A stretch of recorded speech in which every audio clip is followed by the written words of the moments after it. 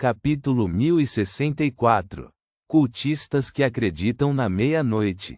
Ao ouvir as palavras de Snowman, os três presentes foram mais ou menos jogados em uma situação embaraçosa. Klein, Audrey e Leonard tinham um certo relacionamento com a deusa da meia-noite. Um deles era uma cultista padrão que acreditava na meia-noite. O outro não era apenas um cultista, mas um membro de alto escalão do culto, um líder de equipe de elite. O outro era ainda pior, um abençoado da deusa. Pelo que parece, a Igreja da Meia-Noite apareceu antes do que os registros históricos declaram. Eles remontam a muito tempo antes do cataclismo, no entanto, existia na forma de uma organização secreta. Klein pigarreou e fez uma análise simples, quebrando o súbito clima de silêncio. Audrey franziu os lábios e assentiu. Ela continuou guiando os sonhos do Snowman, deixando-o revelar as informações relacionadas ao Rei dos Anjos em seu subconsciente. Infelizmente, Snowman era apenas um asceta da sequência 5. Ele seria considerado um membro de quase alto escalão na Quinta Época, e seria capaz de entrar em contato com diversas figuras importantes e segredos históricos. Porém, antes do cataclismo, um sequência 5 não gozava de tal status. Ele nem mesmo era capaz de entrar no reino divino, então naturalmente sabia pouco sobre os reis dos anjos e o antigo deus do sol. O que sabia limitava-se ao que estava escrito nos vários cânones religiosos. No entanto, Klein percebeu que ele havia mencionado algo. Havia vestígios dos gigantes remanescentes na cordilheira do cume norte. O nome atual desta cordilheira era Antares e estava localizada dentro de Fezak. Tornou-lhe fácil associar esta informação ao povo de Fezak, que afirmava ser descendente de gigantes, como o deus do combate era um gigante e outras informações. Vendo que não havia conexão com os reis dos anjos, Audrey passou a guiar o sonho de Snowman para apresentar o que era mais importante e influente para ele. A majestosa catedral em que estavam começou a tremer enquanto as mudanças aconteciam silenciosamente. Em apenas alguns segundos, a escala da catedral diminuiu. Do lado de fora havia uma praça que havia sido reformada. Snowman se ajoelhou diante da cruz e da estátua divina, seu corpo banhado pela pura luz do sol. Uma figura borrada em simples vestes sacerdotais apareceu ao lado dele, falando em tom alto e solene: "Você está disposto a escolher o caminho de um asceta, a desistir do amor, a se distanciar da indulgência, a não exercer o poder, treinar e temperar sua mente, permitindo que você se aproxime de nosso Senhor no céu, um passo de cada vez?" Snowman beijou o chão com devoção e disse: "Estou disposto a escolher o caminho do asceta. Desistirei do amor, me distanciarei da indulgência, não exercerei o poder, treinarei minha mente e servirei ao Senhor. Será assim para todo o sempre, a partir de hoje. Será assim para todo o sempre, a partir de hoje." Quanto mais Snowman falava, mais decidido ele se tornava. No final, repetiu solenemente sua promessa. Reticências. Esta é a única coisa que deixou a impressão mais profunda nele e resultou nos efeitos mais profundos sobre ele. Audrey virou a cabeça e disse para o mundo e o Estrela. Pensando no desempenho passado de Snowman e lembrando como ele nunca desistiu de suas crenças, nem interrompeu seu treinamento ascético, apesar de estar preso no mundo dos livros, Klein assentiu gentilmente e suspirou. Ele é um verdadeiro asceta. Audrey retraiu o olhar e, depois de orientar Snowman a apresentar algo que era mais importante para ele, ela voltou para o mundo e o Estrela e disse com uma voz gentil: "Não deveria sobrar muita coisa." Klein olhou para Snowman e disse: "Vamos para o próximo local." Dentro de uma casa na cidade de Pessote. Mobete, com seu cabelo amarelo acastanhado, olhos castanhos escuros, nariz alto e lábios finos, usava um pijama levemente peludo.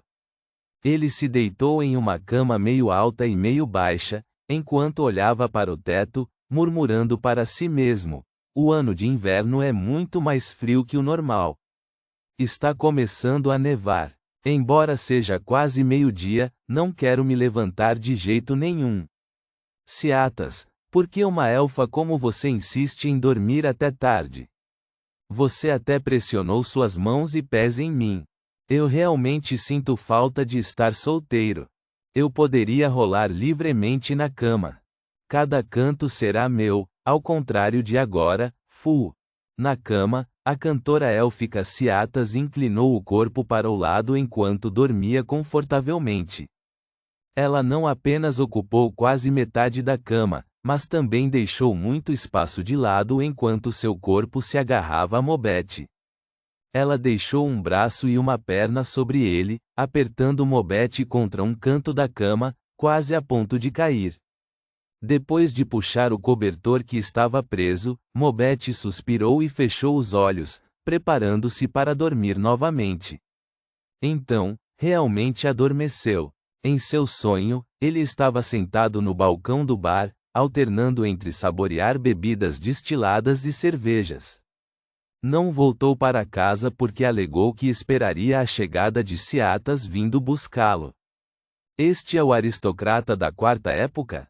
Na entrada da taverna, Leonard olhou para Klein.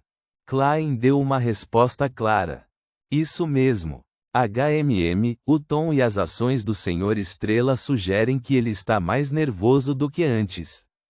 Ele parece se importar muito com esse aristocrata da quarta época. De acordo com as informações fornecidas pelo Senhor Mundo, uma certa pessoa que o Senhor Estrela conhece pode ter visto a segunda ardósia da blasfêmia, e esse é um artefato divino extremamente antigo. Embora eu não possa eliminar a possibilidade de vê-lo na quinta época, as potências da quarta época são mais propensas a ter uma chance de entrar em contato com tais assuntos. Então, esse aristocrata da quarta época é parente da pessoa que o Senhor Estrela conhece? Audrey compreendeu certos assuntos através de observação e interpretação refinadas. Com isso como premissa, ela rapidamente chegou a uma conclusão. O Senhor Estrela daria um passo à frente e sugeriria que ele guiaria o sonho.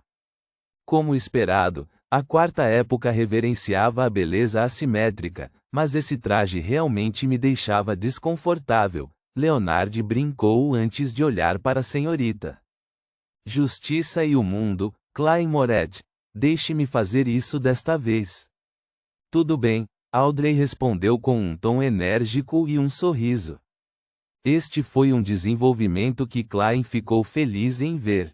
Ele naturalmente não iria parar com isso. Isso não seria um problema. Leonard então puxou seu colarinho e caminhou até o balcão do bar em alguns passos.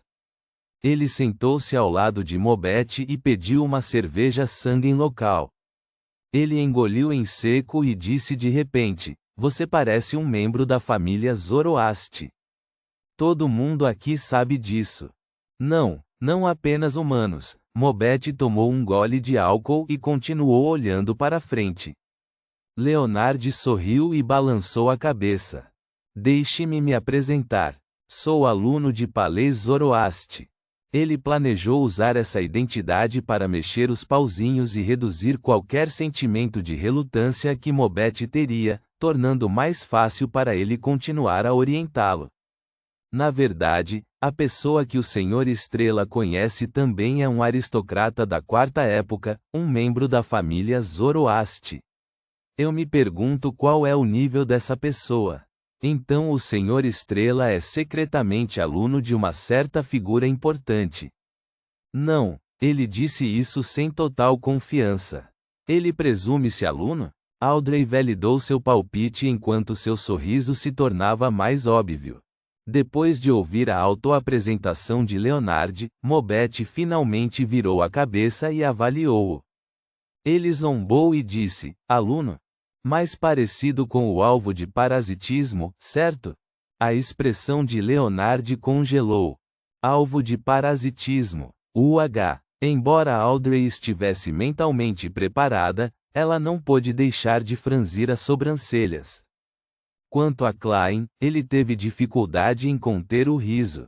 Claro, ele não acreditava que houvesse algo de errado com a identidade de Leonard como aluno de Palais Zoroastre. Se fosse ele, teria dito a mesma coisa. Só não era certo mencionar diretamente que ele era vítima de um parasita, certo? E ser amigo parecia muito distante, uma desvantagem para quaisquer tentativas subsequentes de aprender mais.